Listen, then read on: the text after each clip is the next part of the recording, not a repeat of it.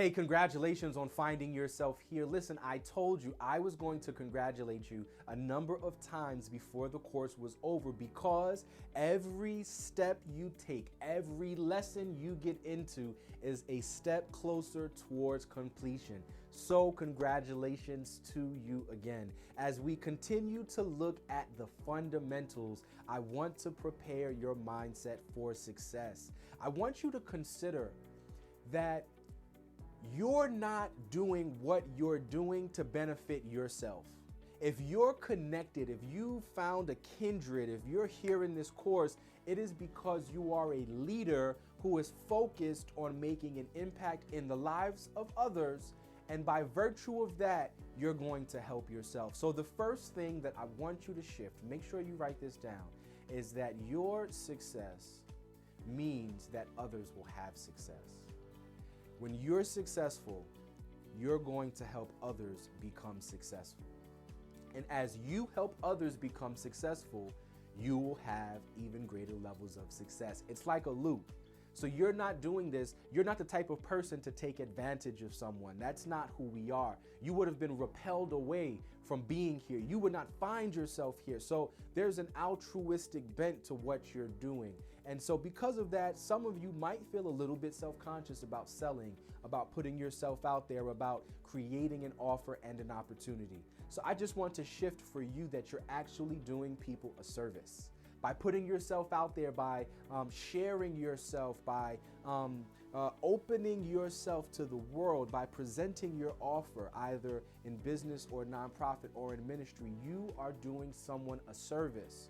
And so that also means that if you aren't in position doing what you're supposed to do, you're also doing someone a disservice. Consider that if someone does not do business with you, if someone does not take advantage of your offer, they are being done a disservice, because you have knowledge, information, resources, skills, talents, ideas that people need to know about, and they are disadvantaged when they don't take advantage of what you are presenting. So I want to shift your mindset. You're doing what you're doing to be helpful to someone else. And as you're helpful to others, you're going to be helped in the process. And therefore, if people don't accept what it is you have, well, God bless them and they can go about their way. But you don't ever have to worry about anything, because your intention is in the right place. So the first thing I wanted to do is set your mindset for yourself internally and personally. And for you to get clear that you're doing someone a service, you're literally helping them by presenting whatever it is you're presenting. The second thing I want to do is give you some tools to prepare your mindset for success whenever you do a talk or presentation or you're teaching.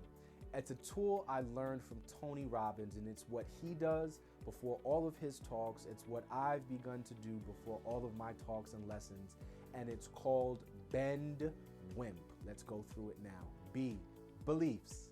What does your audience believe, and what is most important to them? E, evaluate. How will your audience evaluate what you are presenting to them?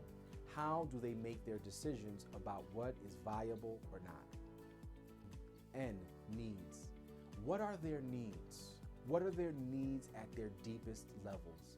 And also consider that some people don't know what they need. D, desires. What are their desires? What do they want deep down in their core that they might not even be communicating to anyone else? What can you deliver for them? And now, WIMP. W stands for wounds. What are their wounds? When you understand your audience's wounds, you can help heal their wounds. I stands for interest. What is your audience interested in? What are they looking to accomplish, and what are they looking to achieve, and how can you build rapport using their interests? Stands for role models. Who are your audience's role models? Who do they look up to, and who do they think is important? Who would be able to sway their decision? And P stands for prides. What are your audience's prides? What are they proud of? What really gets them going? What are some of the things that you can acknowledge that they're doing well in order to help you build rapport with them? Consider that when you're dealing with different kinds of audiences from different cultures and different time zones from all over the world, there are certain things that bind us together as human beings, but there are certain things that are environment specific. And so if you can get into the minds of those you're presenting to, either by speaking to some of them, I know people when they give talks, they'll send some of their staff or their team into the audience to ask some of these questions. Some people, before they have their mastermind event, will have some trusted folks just to go through and get the data, or to consider who are these people and what are their beliefs? How do they evaluate what you're doing? What are their needs? What are their desires? And then what are their wounds? What are their interests? Who are their role models?